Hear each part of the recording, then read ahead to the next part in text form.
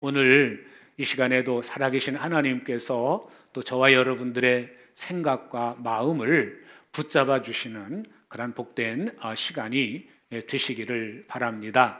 이제 오늘로써 에베소서가 이제 그 마지막 시간이 이렇게 되게 되는데, 그동안 이제 에베소서에 있는 말씀을 이렇게 단락별로 읽어 내려가면서 에베소서가 어떻게 기록이 되었는지, 또 에베소서의 말씀을 통해서 하나님께서 에베소 교회 성도들에게 또 우리들에게 원하시는 것이 무엇이었는지 그런 것들을 살펴보았습니다.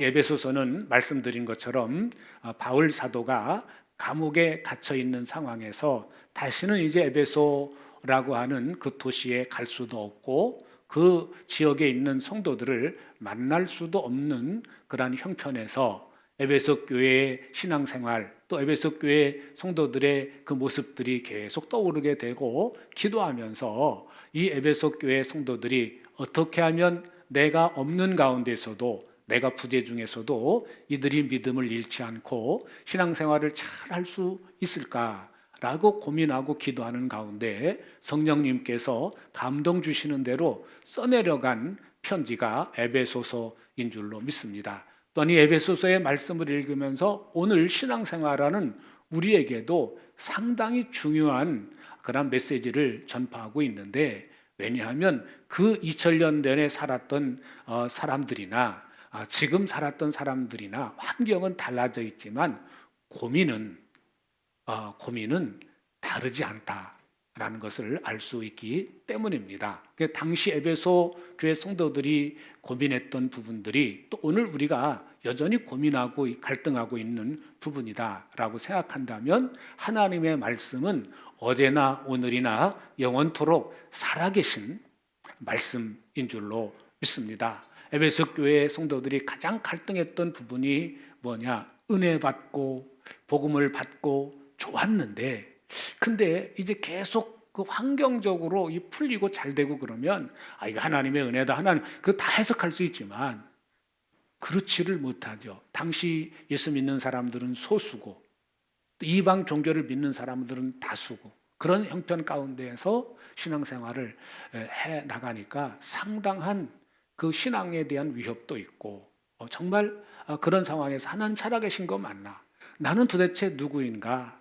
라고 하는 그런 질문을 할 수밖에 없는 그런 상황이지요. 그래서 이 1장부터 3장까지는 이 에베소 교인들에게 당신들의 원래 신분이 어떤 거였다.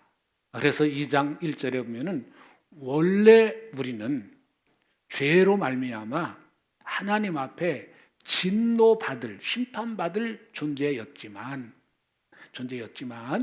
하나님의 은혜로, 전적인 은혜로 우리가 구원을 받았다. 내 능력, 내 지식, 내 방법, 내 잘난 어떤 것으로 구원을 받은 것이 아니라 전적인 하나님의 은혜다. 왜 그러느냐? 이런 누구든지 자랑하지 못하게 하려고. 그 세상에는 나름 잘난 사람, 똑똑한 사람, 권력 있는 사람 다 있지만, 그러나 그 동일하게 공통적으로 하나님 앞에 설 때에는 똑같은 죄인이고, 그렇기 때문에 하나님의 은혜가 필요한 사람들이다 라는 것을 알려주시기 위해서 이 편지를 기록한 것을 볼 수 있습니다. 그래서 너희는 지금 이 형편 가운데 살지만 하늘의 시민권을 가지고 있는 그러한 존재다 라고 이렇게 1장부터 3장까지 여러 가지 내용을 통해서 여러 가지 말씀을 해주시지만, 근본적인 것은 너는, 너의 정체성이 뭐냐? 너는 지금은, 과거는 죄인이지만 지금은 하나님께서 너를 의인이라고 인정해 주시고 하나님의 자녀로 인정해 주셨다.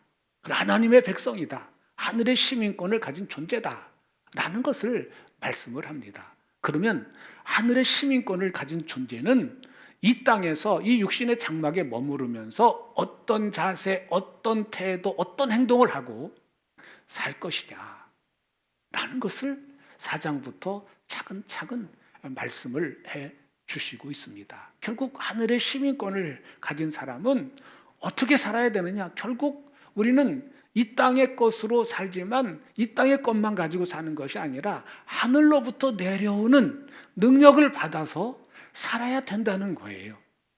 그래서 오늘 우리는 하나님의 은혜가 필요한 사람들인데, 우리는 그러면 하나님의 은혜를 계속 받아 누리려면 어떻게 해야 되느냐? 그래서 이 관계에 대한 부분을 몇 주 동안 함께 말씀을 나눴습니다. 그래서 이 제일 가까운 부부 관계, 또 이렇게 부모 자식 관계, 또 이제 사회생활에서 그 종과 주인의 관계, 요즘으로 말하면 회사원과 회사 주인의 관계, 상사와 부하의 관계, 뭐 이런 것들이죠. 그래서 이런 이웃과의 관계를 잘 해나가야 된다라고 이렇게 말하면서 지난주에 나눴던 것이, 우리가 정말 피를 흘리며 싸워야 될 대상이 누구냐, 그 대상에 대한 부분을 말씀을 나눴습니다. 누구죠? 옆에 있는 집사님입니까? 옆에 있는 권사님입니까? 그게 아니죠. 근데 우리가 이거를 머리로만 아니라 이 몸으로 체득을 해야 우리가 이겨낼 수가 있습니다. 그래서 이 몸으로 느껴야, 이거는 내 옆에 있는 사람, 앞에 있는 사람, 뒤에 있는 사람의 싸움이 아니지, 이거는 영적 전쟁이지, 그러니까 기도해야 될 문제지 라고 내가 확 가슴으로 꽉 받아들일 때 기도하겠죠. 근데 여러분, 현실은 어떠십니까? 기도 잘하고 계시죠? 이게요, 참 이 이야기를 저도 이 은혜 받을 때부터 계속 수십 년 동안 듣고 또 제가 제 입으로 말해요. 그럼에도 불구하고 이게 우리는 자연스럽게 이 땅에 살고 있기 때문에 자꾸 나도 모르게 끌려가요. 어느 쪽으로요? 나도 모르게 하나님께로 끌려가면 얼마나 좋겠어요. 나도 모르게 가만히 있으면 아이고, 오늘도 이거 해야 되고 저거 해야 되고, 이 육신의 일은 산더미처럼 쌓여 있는데 이 일이 더 크게 보이니까 영적으로 내가 공급받아야 될 부분들은 이거 한 다음에 이거 한 다음에 이거 한 다음에 이렇게 되다 보니까 우리 점점 우리의 이 속은 허해져 가고 점점 이 육체의 종이 되어서 끌려다니는 삶을 계속해서 살고, 내가 이러면 안 되는데, 내가 기도해야 되는데. 근데 말은 하는데 기도해야 되는데, 그 말은 저와 여러분 안에 계신 성령님께서 여러분들의 입술을 통해서 고백하게 하시는 거예요. 기도해야 되는데 라는 말이 내 입에서 나오신다면 그냥 순종해서 그 자리에서라도 잠깐이라도 기도하는 습관을 들이실 수 있기를 바랍니다. 오늘 세번역 성경으로 18절 말씀을 보시면 기도에 대한 이야기를 하고 있습니다. 여기서 말하는 기도를 내용을 보면 온갖 기도와 간구로 늘 성령 안에서 기도하십시오. 그러니까 성령님을 의지하고 기도하는데, 여기서 기도라는 말 앞에 형용사가 하나 붙어 있어요. 뭐가 붙어 있어요? 온갖 기도와. 그러니까 한 가지 방법만 하지 말고 그냥 걸어갈 땐 눈 뜨면서 기도해도 되고, 예배당에 와서는 엎드려 기도할 수도 있고, 무릎을 꿇을 수도 있고, 눈을 하늘을 보면서 할 수도 있고, 엎드려서 기도할 수도 있고, 침대에 누워서 기도할 수도 있고. 그러니까 기도의 어떤 틀을 정해놓지 말라는 거예요. 아니, 누워서 기도해도 되나? 하나님 앞에 죄송한데, 그럴 거 없어. 그때도 기도하세요.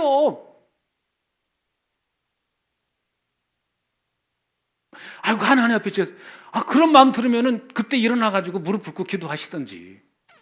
어쨌든, 기도하는 방법은 여기서 어떤 폼을 정해놓지 않으셨어요, 하나님께서. 다만, 조건이 하나 있어요. 성령님의 인도를 받으면서 하라는 거예요.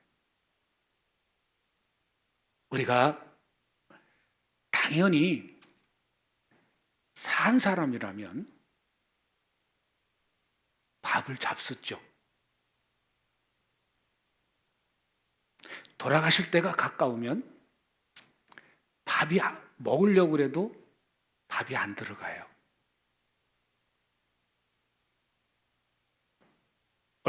며칠 전에 우리 송옥헌 권사님 하늘나라 가셨지만 12월 달부터는 음식을 이게 못 넘기세요.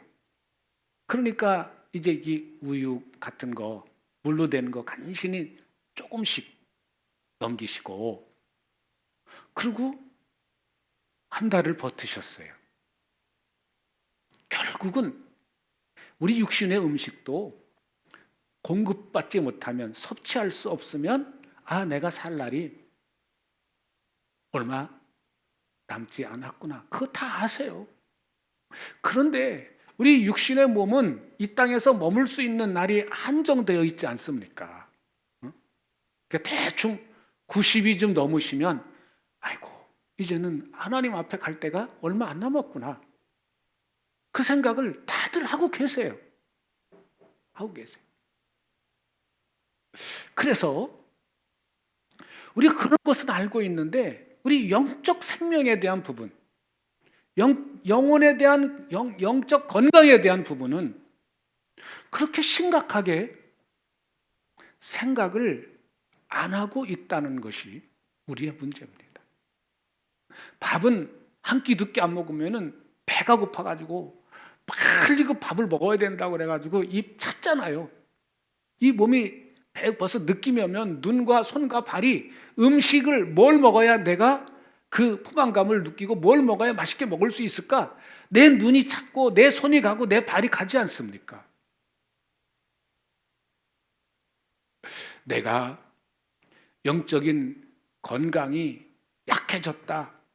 내가 기도 안 했더니 이런 문제가 있다. 그거를 즉각 느낄 수 있는 분은, 그래서 그 느낌대로 내가 기도가 부족하구나 해서 기도하시고, 내가 말씀이 부족하구나 해서 말씀을 읽고 막 그런다면은 그분은 영적으로 건강하신 분이에요. 민감한 분이에요. 그런데 내가 기도를 안 함에도 불구하고, 내가 하나님의 말씀을 가까이 하지 않음에도 불구하고 아무런 느낌이 없다? 그냥 립 서비스로 기도해야 되는데, 성경 봐야 되는데, 이런다면은 심각한 영적 질병에 걸려 있다는 것을 우리는 느끼셔야 됩니다. 내가 느낄 때 움직이죠. 내가 느끼지 못하면은 내 몸은 움직이지를 않습니다. 육신의 일은 눈앞에 현실이 되니까 움직인다고 이야기들 하십니다. 그런데 여러분, 우리 육신의 문제들이 현실인 것처럼 우리 영혼의 문제도 현실입니다. 그거를 여러분들이 잘 염두에 두시기를 오늘 말씀을 통해서 다시 한번 생각해 보시기를 바랍니다. 그래서 이제 19절 말씀에 보시면 이렇게 나와 있습니다. 그리고 내가 입을 열 때에 하나님께서 말씀을 주셔서 담대하게 복음의 비밀을 알릴 수 있도록 나를 위하여 기도해 주십시오. 이분이 감옥 속에서 할 일이 뭐가 있겠어요? 근데 그는 감옥 속에 있으면서도 불구하고 기도를 부탁하는데 그 기도 부탁 내용이, 기도 제목이 내가 이거 억울하게 이 감옥 속에 들어가 있으니 이 감옥에서 나오게 도록 좀 여러분들이 기도해 주십시오. 그 부탁 아니에요. 그 부탁하는 게 오늘 저와 여러분들의 입장에서 볼 때는 맞는 거 아닙니까? 나 이거 아직도 할 일 많은데, 내가 감옥에 있어야 될 사람이 아닌데 내가 왜 감옥에 있습니까? 그러니 여러분, 내가 빨리 이 감옥에서 나올 수 있도록 여러분 좀 기도해 주십시오. 힘 좀 써 주십시오. 이게 맞는 것 같은데 이 사도 바울은 이 감옥 속에서 그런 기도 안 해요. 그런 기도 제목 내놓지 않고 이 감옥 속에서도 복음의 비밀을 담대히 말할 수 있도록, 복음을 잘 전할 수 있도록, 위축되지 않도록 나를 위해서 그 기도해 주십시오. 그렇게 그 기도 부탁을 합니다. 오직 이분의 그 생각과 마음에 꽉 붙잡혀 있는 것이 뭐냐면, 어떻게 하면 죽어가는 영혼을 한 영혼이라도 구할 수 있을까? 그것에 온 마음이 집중되어 있다고 하는 사실을 오늘 여기 말씀을 통해서 확인을 할 수가 있습니다. 이어서 20절 말씀을 같이 보십니다. 나는 사슬에 매여 있으나 이 복음을 전하는 사신입니다. 이런 형편에서도 내가 마땅히 하여야 할 말을 담대하게 말할 수 있도록 기도해 주십시오. 반복해서 이야기하는데, 나는 내 본분이 뭐냐? 나는 사신이라고 말합니다. 오늘 우리가 제일 근접하게 이해할 수 있는 게 사신, 옛날 말이죠. 대사입니다. 대사.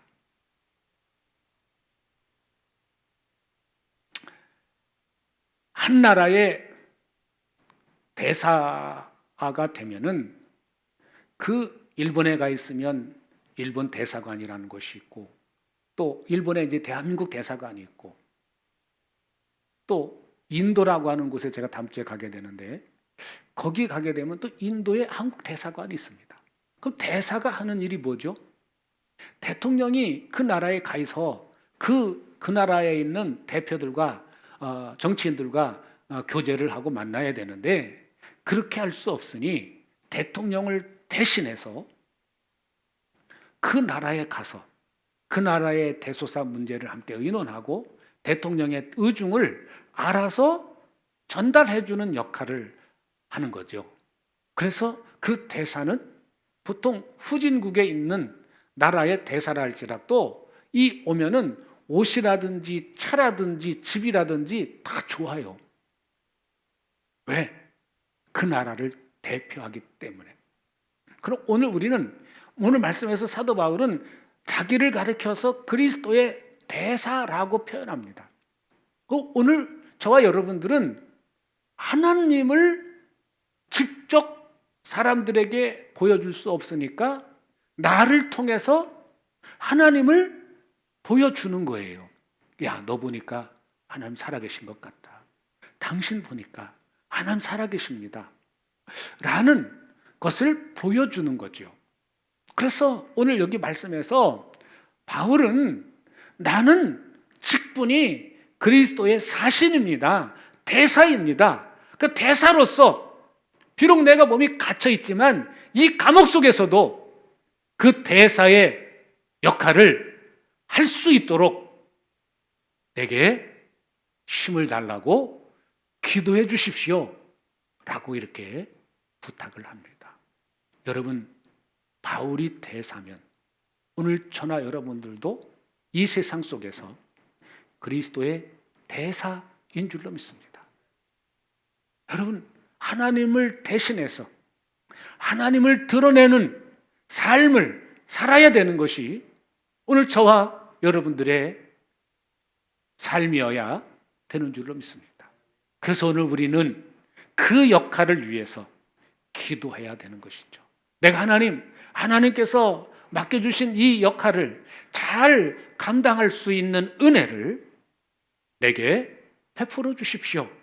라고 기도하고 또 이웃을 위해 기도할 때에도 저분이 하나님의 영광을 위해서 살 수 있도록 저분에게 은혜를 부어주십시오 라고 또 기도해야 되는 줄로 믿습니다. 18절 말씀에서 나와 있는 것처럼 서로를 위해서 간구하고 도구의 기도를 우리가 감당해야 될 줄로 믿습니다. 다음에 이제 21절에 있는 말씀을 보시면 같이 보실까요? 사랑하는 형제여, 주 안에서 진실한 일꾼인 두기고가 내가 지내는 형편과 내가 하고 있는 일과 그 밖의 모든 것을 여러분에게 알릴 것입니다. 오늘 21절의 말씀에 보니까 두기고라고 하는 사람을 이 에베소 교회 성도들에게 소개를 하고 있죠. 이 소개하고 있다는 것은 이 편지를 들고 가는 사람이 두기고라고 하는 것을 알 수가 있습니다. 두기고라고 하는 사람을 통해서 이 편지를, 바울이 쓴 편지를 이 에베소 교회, 에베소 지역에 있는 교회 성도들에게 들고 가서 읽어주겠죠. 함께 또 여러 사람 앞에서 이 편지를 읽었을 것입니다. 그런데 이 두기고라고 하는 사람을 소개하는데 두 가지로 얘기를 해요. 첫째로는 내 사랑하는 형제다. 사랑하는 형제다. 라고 이렇게 말씀합니다. 그만큼 바울이 신뢰하는 사람이다. 믿는 사람이다. 맡길 수 있는 이 어려운 일이지만 이 일을 맡길 수 있을 만큼 신뢰하는 사람이다. 라는 것을 확인할 수 있습니다. 그래서 내가 사랑하는 형제다. 라고 표현하고 그리고 두 번째로는 진실한 일꾼이라고 말합니다. 진실한 일꾼, 두기고라고 이렇게 표현합니다. 실제로 두기고는 바울이 쓴 편지 여러 군데 이렇게 나타나고 있죠. 그만큼 이 바울이 가까이 했고 또 의지했던 또 바울 옆에서 이 감옥에 있는 바울이 감옥에 들어가게 되면서 그 동역자들이 상당히 많이 있었는데 그 많은 동역자들 중에 많은 사람들이 바울을 배신하고 떠나갔습니다. 그런 상황임에도 불구하고 이 바울 곁을 떠나지 않고 지켜주었던 몇몇 사람들 중에 하나가 바로 두기고였던 것을 확인할 수 있습니다. 그래서 이 두기고를 통해서 이제 그 뭘 이들에게 알려주느냐? 오늘 이 편지도 전달하지만 지금 바울의 형편 그리고 여기 말씀해 보니까 내가 지내는 형편과 내가 하고 있는 일과 그 밖의 모든 것을 여러분에게 알릴 것입니다. 라고 이렇게 말합니다. 그러니까 형편과 사정 어떤 일이라는 건지 그거를 알려준대요. 왜요? 22절에 그 이유가 나와 있습니다. 22절 말씀을 보시면 같이 읽을까요? 우리의 사정을 알리고 또 여러분의 마음을 위로하게 하려고 나는 그를 여러분에게 보냅니다. 두 가지 목적 때문에 바로 여러분들에게 하는데 내 모두 하는 일을 부리고 우리의 첫째는 사정을 알리고 또 하나는 여러분을 위로하라 그랬어요. 사정, 지금 바울이 비록 감옥에 갇혀 있지만 내가 어떻게 지내고 있는지 여전히 바울이 감옥에 갇혀서 지내고 있지만 쇠사슬에 매여 있지만 여전히 그 형편 가운데서도 기도하고 찬송하고 하나님께 예배하는 일과 또한 그 감옥 안에 있는 사람들에게 또한 그 만나는 간수들에게 복음을 전하는 일을 계속해서 감당하고 있고 여전히 감옥 속에 있지만 전혀 마음이 위축돼 있거나 또 힘들어하거나 언제 이 감옥에서 나를 꺼내주려나 그런 모습이 아니라 당당하게 복음의 메신저로서 그리스도의 대사로서의 역할을 충실히 감당하고 있다고 하는 것을 보여주므로 이들로 하여금 우리 바울 사도는 매여 있을 때나 자유인으로 있을 때 언제나 변함없이 자기의 맡겨진 일을 감당하고 있구나 라는 걸 통해서 위로가 됩니다. 왜 위로가 돼요? 이 당시에 이 믿는 사람은 소수고 이방신을 믿는 사람은 다수고, 그런 형편 가운데 이 에베소 교회 성도들에게 복음을 가르쳐주고 전해줬던 또 그 사도를 통해서 하나님의 놀라운 은혜를 받아 누렸던 그들인데, 바울이 감옥에 갇히니까 자연스럽게 위축될 수밖에 없죠. 또 자기들도 이제는 감옥에 가서 자기에게 복음을 전해줬던 사도처럼 감옥에 가지는 않을까 전전긍긍하고 있겠죠. 여러분, 두려움이라고 하는 것은 어느 순간 확 밀려 들어오는데, 그 두려움이 딱 내 안에 들어오면요, 다 의심스러워요. 그래서 우리 속담에 있는 말처럼 자라보고 놀란 가슴 솥공 보고 놀란다고 하는 말처럼, 우리 조그만 어떤 두려움이 임하게 되면 비슷한 상황만 오더라도 깜짝깜짝 놀라고 무서워하는 것이 우리예요. 그러니까 이 당시에 이 소수의 예수 믿는 사람들이 얼마나 많은 환경적인 어려움이 있었겠습니까? 복음 때문에 당하는 그러한 어려움, 고통들이 얼마나 많이 있었을까요? 그런 형편 가운데서도 감옥에 있는 나도 당당하게 그리스도의 시민권자답게 사는 모습을 그들에게 알려주므로, 우리의 이 땅의 삶은 잠깐이다. 이 땅의 삶을 마치고 나면 이제 영원한 천국에서 하나님 주시는 놀라운 상급을 받아 누리며 살게 될 거다. 이까지 것쯤이야. 이 어려움쯤이야. 이런 생각을 하게 되면 금방 세상을 바라보고 두려움 속에 빠져있던 사람이 다시 주님을 바라보게 되고, 다시 하늘을 바라보게 되고, 하늘로부터 오는 위로, 또 능력, 힘과 지혜를 받아 누리기 때문인 줄로 믿습니다. 그러니까 보통 우리는 그래서 모델들이 필요해요. 그럼에도 불구하고 기도하고 찬송하고 예배하고 얼굴에 기쁨을 잃지 않는 그런 믿음의 용장들이 구석구석에 있어야 됩니다. 여러분, 우리 교회 안에서도 여러분들이 그런 모델들이 되시기를 주의 이름으로 축복합니다. 우리 교회는 믿을 만한 사람이 없어. 내가 좀 의지하고 같이 나 어떻게 하면 나 좀 기도해 주세요. 그럴 사람이 하나도 없어. 그렇게 보이면 내가 그런 사람이 돼야 되겠다. 그런 생각하시기 바랍니다. 내가 믿을 만한, 내가 의지할 만한 사람이 되기를 원합니다. 주여, 나에게 은혜를 부어주시고 내게 지혜를 주시고 내게 힘을 주세요. 그래서 내 스스로가 모델이 되기 위해서